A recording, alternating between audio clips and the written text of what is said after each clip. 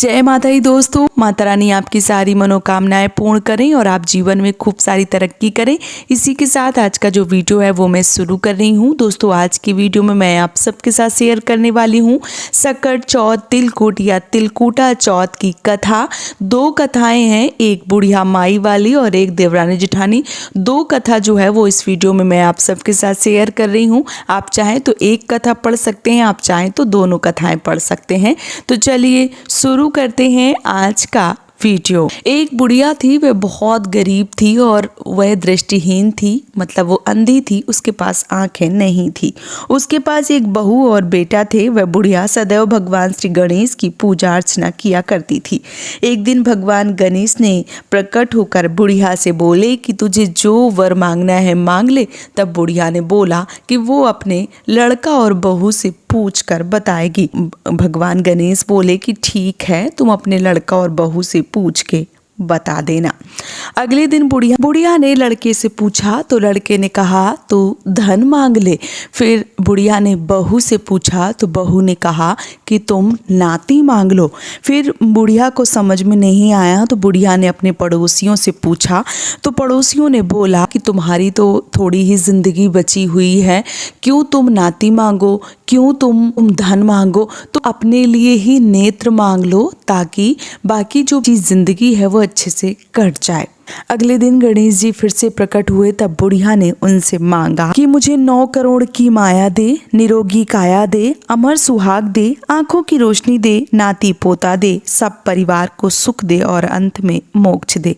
यह बात सुनकर गणेश जी बोले, बुढ़िया तुमने तो हमें ठग लिया, फिर भी तुमने जो मांगा है तो वचन के अनुसार सब तुम्हें मिलेगा। यह कहकर गणेश जी अंतर्ध्यान हो गए।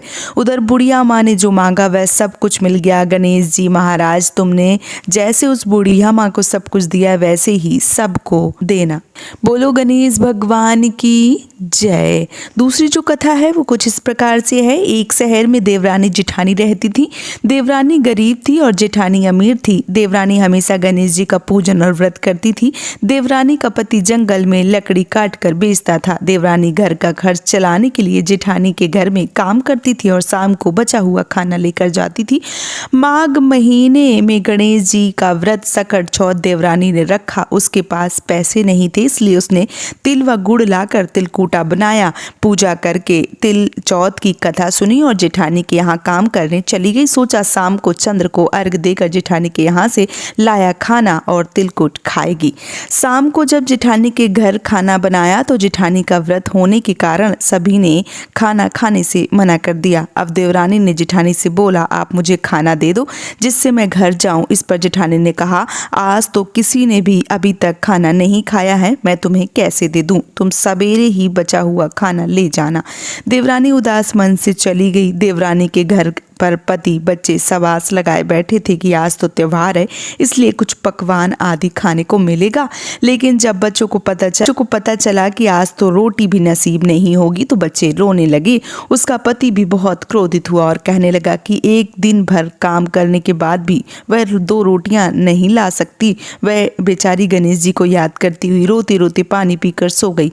उस दिन सकट माता बुढ़िया का रूप धरकर देवरानी की सपने में आई और कहने लगी कि जाग रही है। वह बोली, कुछ सो रहे हैं, कुछ जाग रहे हैं। बुढ़िया बोली, भूख लगी है, खाने के लिए कुछ दे।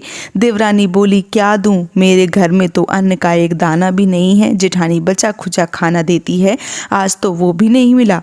पूजा का बचा हुआ तिलकुट छीके में पड़ा था, वही खा लो। सकट माता ने तिलकुट खाया। उसके बाद कहने लगी, निमटाई लगी है, कहाँ निमटे। उसने कहा, ये खाली झोपड़ी है, आप कहीं भी जा सकती हो, जहाँ इच्छा हो वहाँ निमट जाओ। फिर सकट माता बोली, अब कहाँ पोंछूं। अब देवरानी को बहुत गुस्सा आया। उसने कब से परेशान किया जा रहा है, सो बोली कि मेरी साड़ी में पोंछ ले। देवरानी जब सुबह उठी तो देखकर हैरान हो गई कि पूरा घर हीरो मोतियों से जगमगा रहा है। उस दिन देवरानी जेठानी के घर काम करने नहीं गई। जेठानी कुछ देर तो राह देखी, फिर बच्चों को देवरानी के बुलाने के लिए भेजा। जेठानी ने सोचा कल खाना नहीं दिया, इसलिए शायद देवरानी बुरा मान गई है। बच्चे बुलाने गए। देवरानी ने कहा कि बेटा बहुत दिन काम कर लिया, अब नहीं करूँगी। बच्चों ने घर जाकर कहा कि चाची का घर हीरो और मोतियों से जगमगा रहा है। जेठानी दौड़कर देवरानी के पास आई और पूछा, यह सब कैसे हुआ? देवरानी ने उसके साथ जो हुआ वह कह डाला। उसने भी वैसा ही सोची। उसने भी सकट चौथ के दिन तिलकूटा बनाया। रात को सकट माता उसके सपने में आई और बोली, भूख लगी है, मैं क्या खाऊं? जेठानी ने कहा, आपके लिए छीके में रखा फल मेवे भी रखे हैं, जो चाहे खा ले। सकट माता बोली, अब निपटे कहाँ? जेठानी बोले, इसी महल में कहीं भी निपट लो।